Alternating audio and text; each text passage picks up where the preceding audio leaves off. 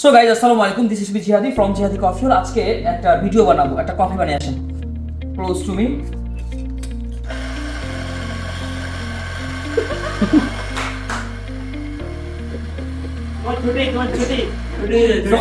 আমরা একটা কি বানাবো, একটা ফ্ল্যাট হোয়াইট বানাবো। কি বানাবো?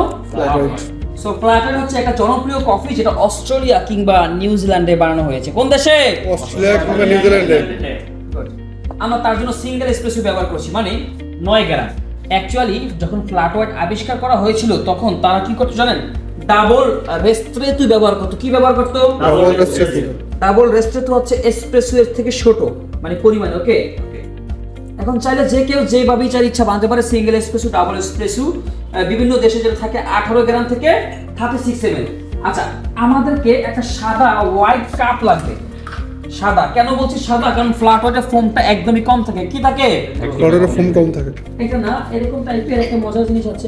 আমি এইটা ব্যবহার করছি। দেখেন আমি এখানে কতটুকু ফোম, একটু ওয়াশ করে দেন তো সামন।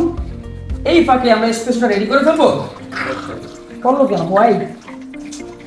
আমরা বানাতে চেয়েছিলাম কি আমেরিকানো, বাট আমরা এখন ফ্ল্যাট হোয়াইট বানিয়ে দেখাচ্ছি। ওকে, সো একটু অবশ্যই প্রত্যেকটা কফি বানানোর শুরুতে কাপটাকে গরম করে নিতে হবে, ঠিক আছে?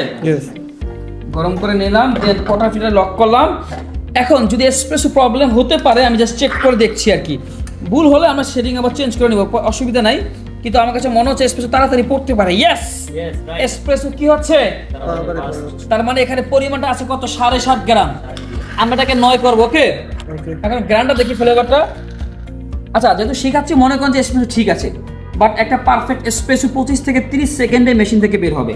তার জন্য গ্রাইন্ডার সেটিং, যদি আপনারা এই রিলেটেড যে কোনো ভিডিও দেখতে চান আমাকে কমেন্টে জানান। ওকে, এরপর মিল্ক লাগবে। কি লাগবে? মিল্ক। আচ্ছা, মিল্ক নিলাম।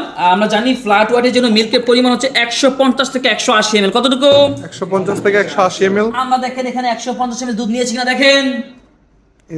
সব সময় ফর দা বিগিনারদের জন্য একটা টিপস হচ্ছে একটু মিল্কের পরিমাণ বাড়িয়ে নেবেন, তাহলে ফোমটা কম করতে সুবিধা হয়। দুধ যত বাড়িয়ে নেবেন ফোম তত কম হবে। কেন? যেহেতু আমরা বানাচ্ছি কি ফ্ল্যাট হোয়াইট। এখন যদি আমারটা না হয় আপনারা কি গালি দিবেন? নো, শিখাবেন। ওকে, গরম করতে হবে কতটুক? 60 থেকে 70, রাইট? কিন্তু আমরা ফ্ল্যাট হোয়াইটের জন্য গরমটা একটু কম করব, 55 अराउंड 55। কেন বলেন তো? কারণ ফ্ল্যাটে যেহেতু ফোম কম করতে হয়, গরমটা একটু কম করলে ফোমটা ভালো কম হয়। Okay guys, ready? বিসমিল্লাহ। এইভাবে করে মেশিনটা পার্চ করে নিলাম, মানে গরম করার জন্য ঠান্ডা পানি বের করলাম। এরবার এই যে নজলের পজিশনটা খুবই গুরুত্বপূর্ণ গাইস। এই যে স্টিমের লাঠিটা, মানে লাঠিটা সর্বপ্রথম এরকম মাঝে আনবেন, কাপের হালকা বাঁদিকে ডুবালাম। ওকে, এখন আমরা গরম করবো 50 ডিগ্রি, মানে সরি 55 ডিগ্রি। ওকে, এইভাবে ডুবে বাঁকা করবেন 45 ডিগ্রি।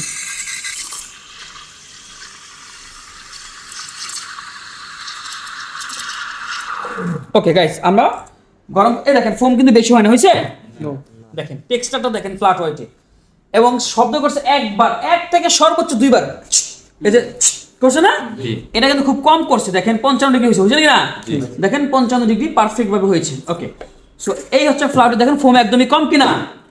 যদি আপনি ডিজাইন করতে চান আপনাকে অনেক স্লোলি বানাতে হবে। কি করতে হবে? স্লোলি ঢালতে হবে, কারণ ক্যাপাসিটি অনেক দ্রুত ঢালতে হয়, আর ফ্লাওয়ার একটু আস্তে আস্তে ঢাললে ডিজাইনটা ভালো হয়। সো এইভাবে করে আমরা ডিজাইন করতে চেষ্টা করলাম।